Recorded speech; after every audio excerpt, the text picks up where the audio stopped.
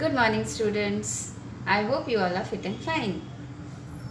Before starting today's session, I would like you to have a look at this picture. It shows different plants and animals like lotus, sunflower, cactus, and animals like elephant, bear, tortoise, etc. Now, all these animals live in specific region, and if we'll interchange their habitat or their living place, will they be able to survive? No, because the weather conditions will not suit them, or they won't be able to adapt themselves in that conditions. So, today we are going to see adaptations in plants and animals of different regions. So, let's start with our chapter 1, Living World, Adaptation and Classification.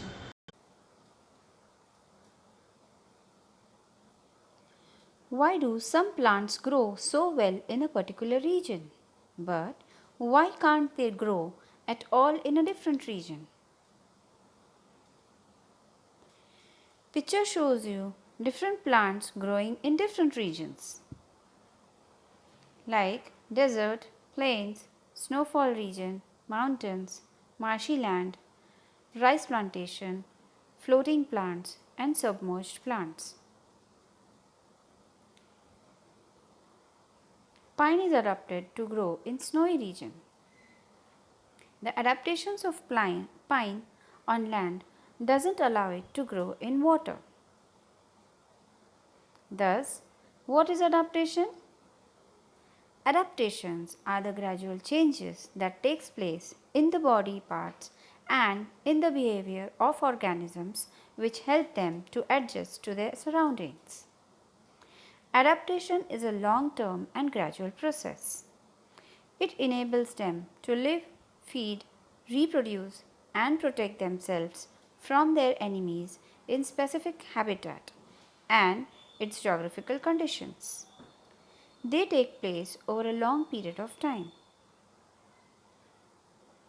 Now let's see adaptation in aquatic plants. Roots. Some aquatic plants are tightly rooted in the soil at the bottom of the water bodies, whereas some aquatic plants are entirely afloat and their roots are not anchored in the soil. Stem. Though the stems of these plants are submerged in water, the air spaces present in petioles and stems help them in floating inside the water. A waxy layer is present on the surfaces of the leaves and stem of many aquatic plants. Leaves. Leaves of some aquatic plants are slender and thin like a ribbon, which help them to withstand fast water currents. Some examples of aquatic plants are water lily, Vallisneria, Trappa, Hydrilla, draft water lettuce, frogbit, etc. Adaptations in desert plants. Roots of the desert plants penetrate deep in the soil in search of water. Stems, thick layer of waxy substance on stems can be seen. The stems are fleshy as water and food is stored in them.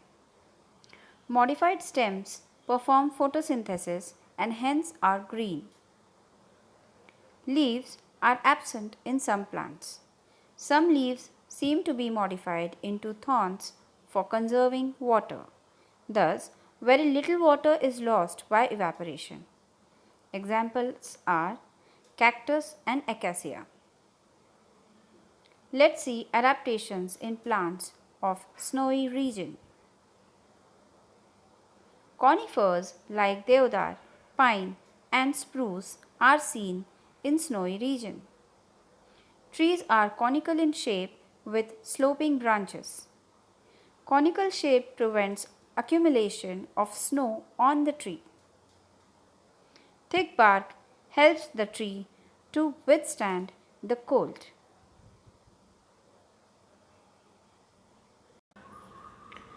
Thus, students, in this session, we have seen what is adaptation, adaptation in aquatic plants, adaptation in desert plants, and adaptations in snowy region plants.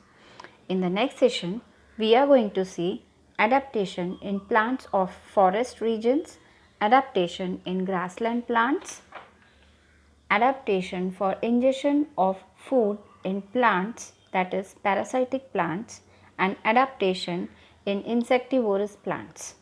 Till then, take care. Goodbye.